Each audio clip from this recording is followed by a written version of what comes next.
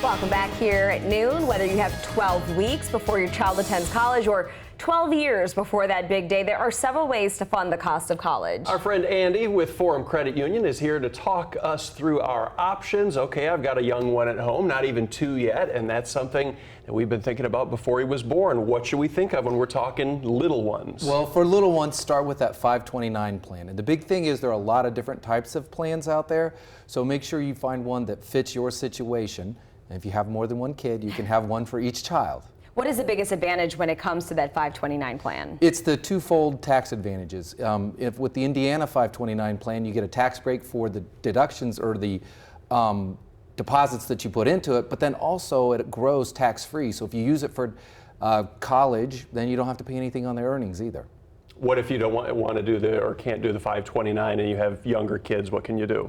Well, there's some other options. One is make them be a good student. Focus on the STEM curriculum. There's a lot of scholarships out there, so you might not need the 529 plan if you have a really smart child. Say you're getting back, the kids are getting back learning, hey, I didn't get that scholarship, I didn't get that grant, or you're not like Tim and you're not thinking that far ahead, and college really is just in a couple of months. I thought you were going to say you're not really smart. Clearly that was right. No, but you didn't get that funding that you thought of, or you weren't prepared, and it's only a couple months away. What should they be doing now? Well, first, don't panic. Okay. And start working with the school where your child's going and look for financial aid and student loans. Think about your child getting a job at school to help pay for tuitions. There's a lot of ways to fund that. Can I ask really quick though, yes. with financial aid, a lot of people think, you know what, I don't think my kid could apply for it or would get it. That shouldn't hold them back. No, though. you should apply for everything and just find out. You'd be surprised what you could be eligible for. Okay. But with people being really saddled by student loan debt, I think some people are a bit gun shy of that. You say there are other loans they could go for. There's other options. If you own a home and you have home equity, that's a good choice because that's a low interest rate.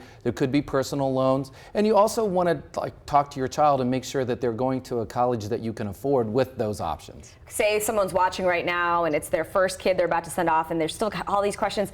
Break it down. What is the way that most people really do pay for college these days? Well, these days, only about 40% of college tuition is actually paid for with 529 plans. Most people use a mix of everything. Their current earnings, other savings, loans, tuition, assistance, those types of things. So don't feel bad if you don't have 100% of your college education saved in a 529. And you say there are different types when we talked about the 529. There's one that could be used for any school. There are some where you pay for like an in-state school and you lock in the rate that it is now as opposed to what it'll be in 18 years, right? Yes, so you have to look at all of those. Every state has a plan. And should we be nervous if we can't put the recommended amount? Like, well, all you put is $1,000 a month away and you're going to pay for your kid's college. Well, no, you shouldn't. We can't afford that. Yeah, you shouldn't be nervous about that. And one of the great things is if you're using a 529 plan, that'll free up more money because you have the tax savings then. Andy, as always, we thank you. Where can people find you?